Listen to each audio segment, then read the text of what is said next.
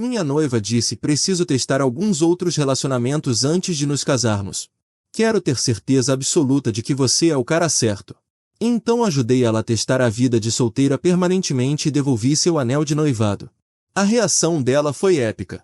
Às vezes você pensa que conhece alguém completamente, e então elas soltam uma bomba que faz você perceber que esteve vivendo com um estranho o tempo todo. Fernanda e eu estávamos noivos há 4 meses e tudo parecia perfeito. Estávamos planejando nosso casamento de primavera, visitando locais, provando bolos, fazendo todas aquelas coisas que casais animados fazem quando estão prestes a comprometer suas vidas um com o outro. Sou capitão de bombeiros aqui em Belo Horizonte, tenho 35 anos, e pensei que finalmente tinha encontrado minha pessoa depois de anos de relacionamentos fracassados e colocar minha carreira em primeiro lugar.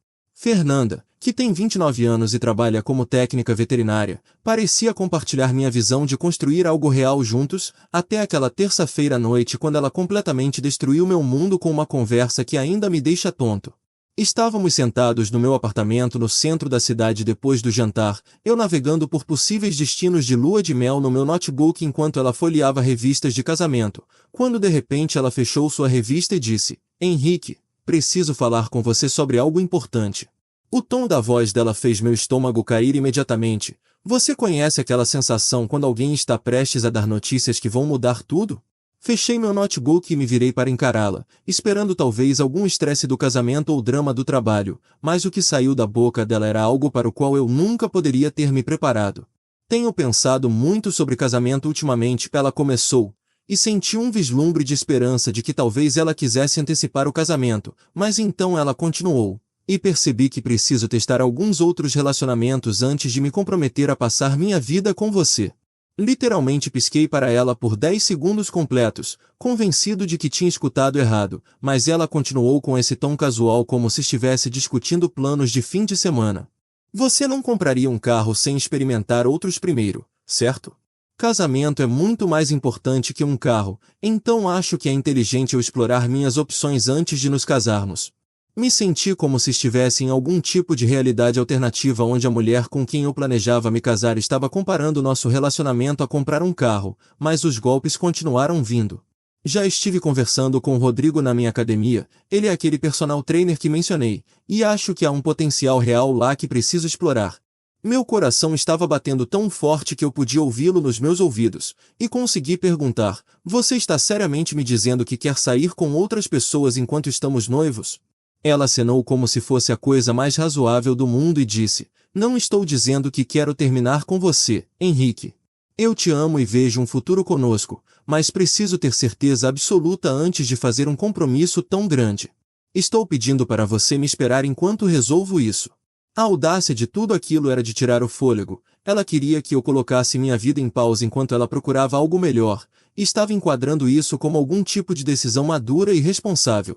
Me levantei e comecei a andar pela minha sala de estar, tentando processar o que estava ouvindo, quando ela acrescentou: Rodrigo e eu temos trocado muitas mensagens ultimamente, e definitivamente a química ali. Acho que alguns encontros com ele me ajudariam a entender o que realmente quero. Foi aí que me atingiu. Ela não estava pedindo permissão para explorar outras opções, ela já estava fazendo isso. As mensagens, a química, a forma casual como ela mencionou o nome dele como se já fossem íntimos, ela tinha estado me traindo emocionalmente há semanas, talvez meses. Parei de andar e olhei para ela, realmente olhei para ela, e vi uma estranha sentada no meu sofá usando o rosto da minha noiva. Há quanto tempo você tem trocado mensagens com Rodrigo? Perguntei, e ela teve a decência de parecer levemente desconfortável antes de responder: umas 6 semanas, mas tem sido apenas conversa amigável sobre fitness e objetivos de vida. 6 semanas de conversas secretas com outro homem enquanto planejávamos nosso casamento, me senti como se fosse vomitar. O que exatamente você disse para Rodrigo sobre nós? Pressionei, e a resposta dela congelou meu sangue. Disse a ele que estava em um relacionamento complicado que estava tentando resolver, e que não estava tecnicamente disponível mas também não completamente fora do mercado. Então ela tinha estado se apresentando como solteira para esse cara enquanto usava meu anel de noivado, montando seu plano de backup enquanto eu reservava fornecedores e enviava save the dates. Me sentei novamente, tentando manter minha voz firme enquanto perguntava: Rodrigo sabe que estamos noivos? Ela se mexeu no assento e disse: Disse a ele que estava envolvida com alguém mais que não era sério o suficiente para me impedir de explorar outras conexões. A traição cortou mais fundo que qualquer ferimento físico que eu já tinha experimentado nos meus anos de resgate de bombeiros. Ela tinha estado sistematicamente desmontando nosso relacionamento pelas minhas costas enquanto eu planejava nosso futuro.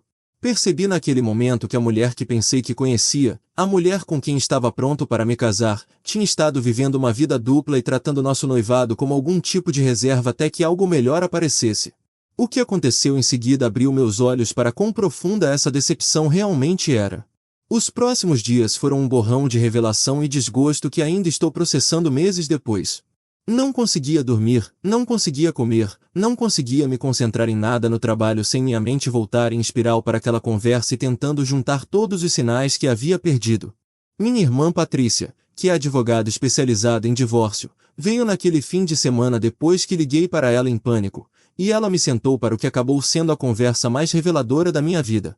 Henrique, o que Fernando está fazendo não é alguma abordagem moderna aos relacionamentos, ela disse enquanto sentávamos na minha cozinha bebendo café que tinha esfriado há horas. Isso é manipulação de manual, ela está compartimentalizando sua vida, contando histórias diferentes para pessoas diferentes para manter controle de cada situação. Patrícia tinha visto esse padrão incontáveis vezes na sua prática, e me explicou a psicologia de tudo com uma precisão clínica que era tanto consoladora quanto aterrorizante.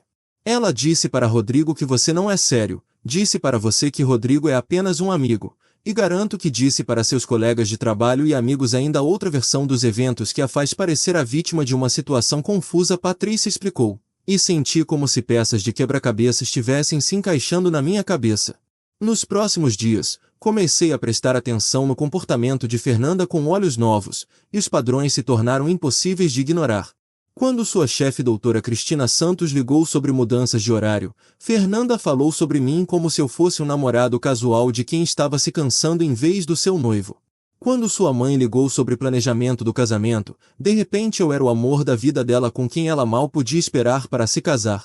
Quando Rodrigo mandava mensagem para ela, e ele estava mandando mensagem constantemente agora, ela se iluminava como uma adolescente apaixonada e desaparecia no banheiro ou na varanda para conversas privadas que às vezes duravam 1 hora.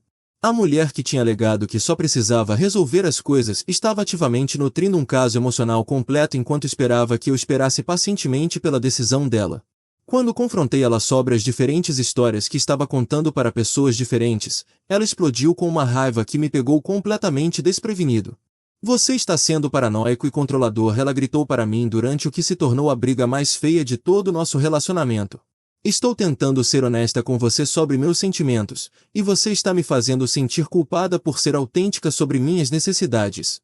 A manipulação psicológica foi tão suave e praticada que por um momento quase acreditei que eu era o problema, mas então ela disse algo que esclareceu tudo. Se você realmente me amasse, gostaria que eu tivesse certeza completa sobre nós antes de nos casarmos. O fato de você estar tentando me pressionar a me apressar em algo para o qual não estou pronta mostra o quão egoísta você realmente é. Foi aí que percebi que isso não era sobre ela estar confusa ou precisar de tempo para pensar, isso era sobre querer ter o bolo e comê-lo também, me mantendo como uma rede de segurança enquanto perseguia alguém que a excitava mais.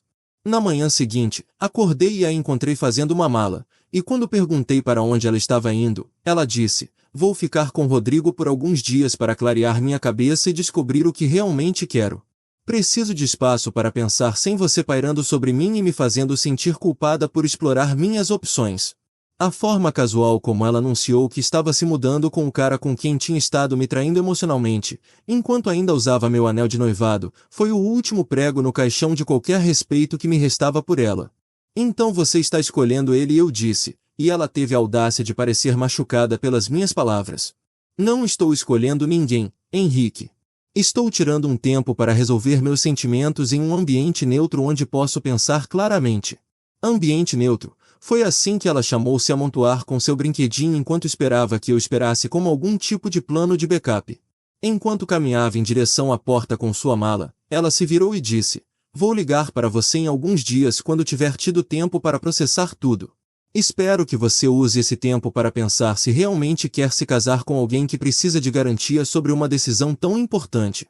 A manipulação era tão descarada que na verdade ri, um som amargo que a fez estremecer.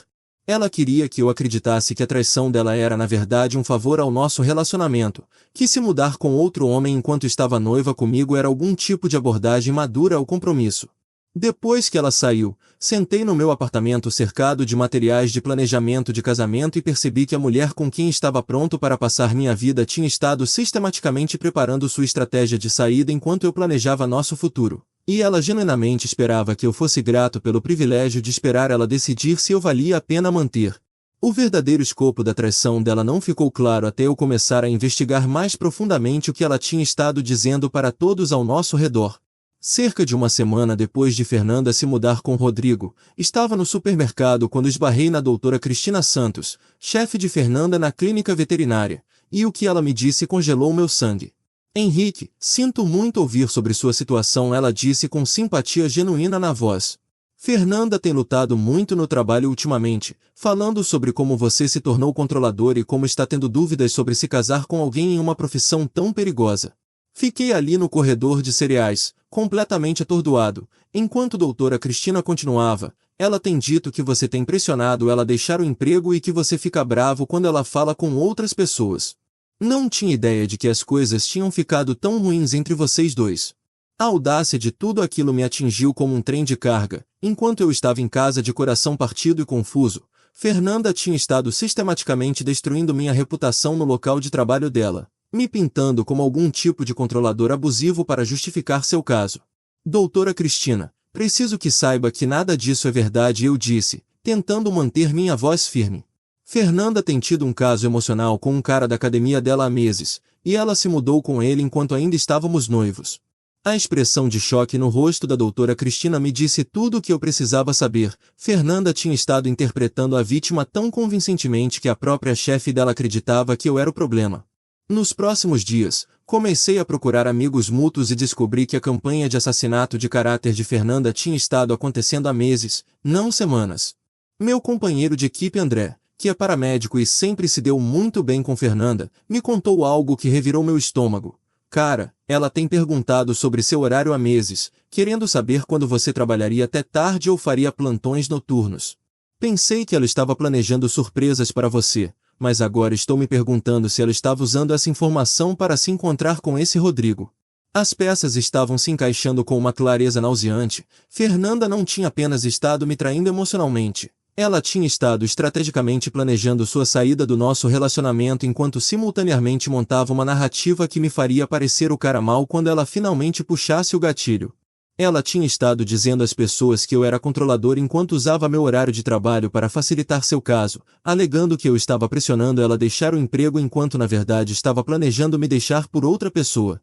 A manipulação era tão completa e calculada que comecei a questionar minhas próprias memórias do nosso relacionamento, me perguntando se talvez eu tivesse sido controlador sem perceber, até Patrícia me sentar novamente e me explicar a realidade do que tinha acontecido. Henrique, isso é o que manipuladores fazem, ela explicou com a paciência de alguém que tinha visto esse padrão destruir incontáveis relacionamentos.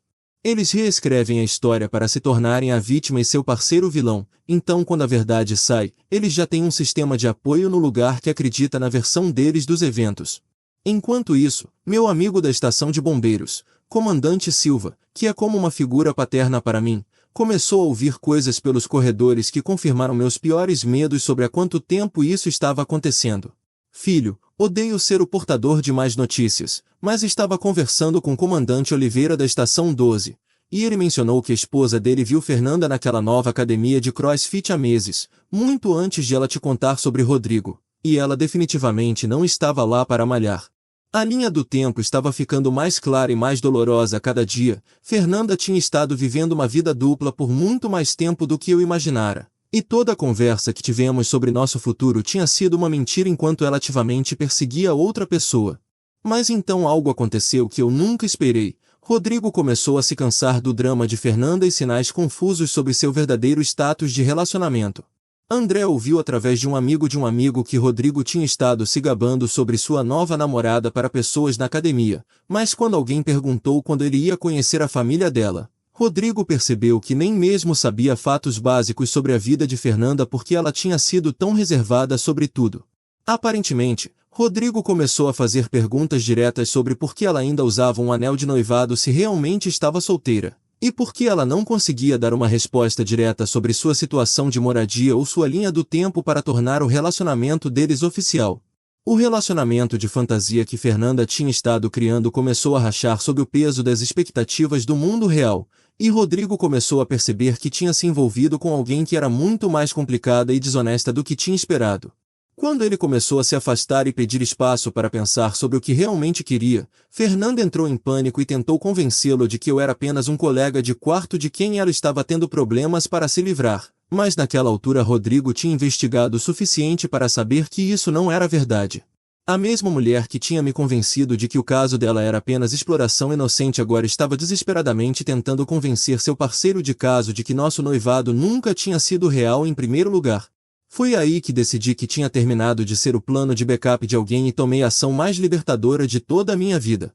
Na manhã seguinte, dirigi até a joalheria onde tinha comprado o anel de noivado de Fernanda e tive o que acabou sendo a conversa mais terapêutica que tinha tido em meses. Preciso devolver este anel, disse ao joalheiro, e quando ele perguntou se havia algum problema com a qualidade, eu disse, não, há um problema com a pessoa para quem comprei. O joalheiro, que provavelmente tinha 60 anos e tinha visto de tudo, apenas acenou compreensivamente e processou a devolução sem fazer perguntas adicionais, mas eu podia ver a simpatia nos olhos dele. Sair daquela loja sem o anel se sentiu como se um peso de 1000 quilos tivesse sido tirado dos meus ombros. Finalmente estava livre da fantasia de que Fernanda e eu tínhamos algum tipo de futuro juntos. Mas não tinha terminado ainda. Naquela tarde, postei algo nas redes sociais que tinha estado pensando há dias.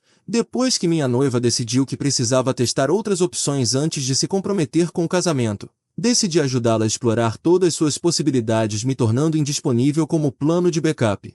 Oficialmente de volta ao mercado e procurando alguém que não precise comparar preços por um parceiro de vida. A resposta foi imediata e avassaladora. Amigos, família e até conhecidos começaram a entrar em contato com apoio, e mais de algumas pessoas mencionaram que tinham tido preocupações sobre o comportamento de Fernanda, mas não se sentiram confortáveis em dizer algo.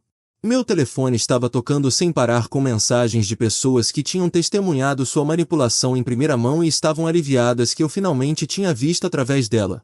Em questão de horas, Fernanda estava me ligando em pânico, sua voz tremendo com uma emoção que não conseguia identificar. Henrique, que diabos há de errado com você? Por que está postando nossos assuntos privados nas redes sociais como algum tipo de adolescente? Ela estava furiosa, mas por baixo da raiva eu podia ouvir algo mais: medo. A realidade do que ela tinha feito e do que tinha perdido estava começando a afundar, e a natureza pública do meu post significava que ela não podia mais controlar a narrativa. Não estou postando nossos assuntos privados, Fernanda. Estou postando meus assuntos, que é que estou solteiro e seguindo em frente com minha vida, respondi, surpreso com o quão calmo me sentia. Você fez sua escolha quando se mudou com Rodrigo. Só estou fazendo a minha. Foi aí que ela tentou voltar atrás da forma mais patética possível. Nunca disse que estava escolhendo Rodrigo em vez de você. Disse que precisava de tempo para resolver as coisas, e você não está me dando esse tempo. Na verdade, ri alto do absurdo de tudo aquilo. Você tem morado com outro homem há 2 semanas, Fernanda.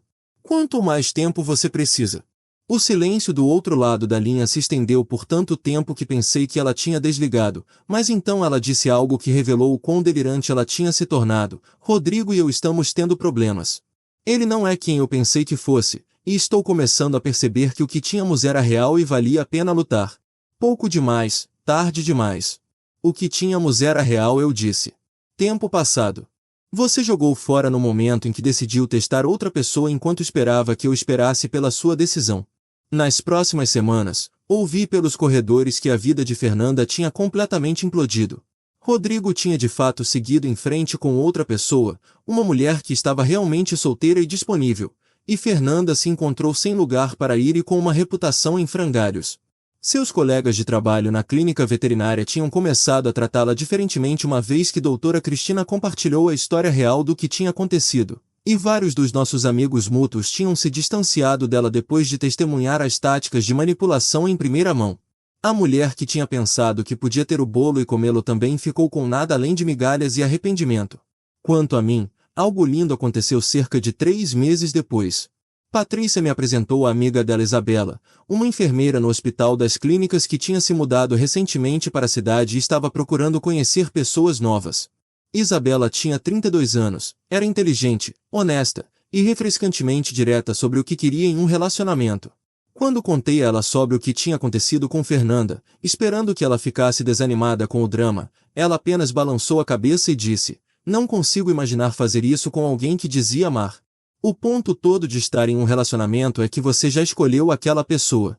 Nosso primeiro encontro se transformou em uma conversa de 5 horas sobre tudo e nada, e percebi que tinha esquecido como era estar com alguém que não precisava manter segredos ou contar histórias diferentes para pessoas diferentes. Isabela era exatamente quem ela parecia ser, e essa honestidade era mais atraente que qualquer característica física ou traço de personalidade que eu já tinha encontrado. Fomos devagar, construindo confiança e nos conhecendo sem a pressão de cronogramas ou ultimatos, e foi o relacionamento mais saudável que eu já tive. 1 ano depois, pedi Isabela em casamento no mesmo restaurante onde Fernanda tinha me contado pela primeira vez sobre sua necessidade de testar outras opções. Isabela disse sim sem precisar pensar sobre isso ou explorar suas alternativas. Tivemos uma cerimônia pequena cercados de família e amigos que tínhamos apoiado através de tudo. E percebi que a melhor vingança contra alguém que tinha tentado me tratar como um plano de backup era construir uma vida tão satisfatória que mal lembrava por que tinha ficado chateado em primeiro lugar. Fernanda, enquanto isso, tinha se tornado uma história de advertência entre nosso círculo social sobre o que acontece quando você tenta manipular múltiplas pessoas simultaneamente e é pega. A última coisa que ouvi, ela ainda estava solteira e lutando para encontrar alguém disposto a aguentar seu padrão de manipulação emocional e desonestidade estratégica. Às vezes o lixo realmente se remove sozinho, e às vezes você tem que ajudar recusando ser a rede de segurança de alguém enquanto elas procuram algo melhor.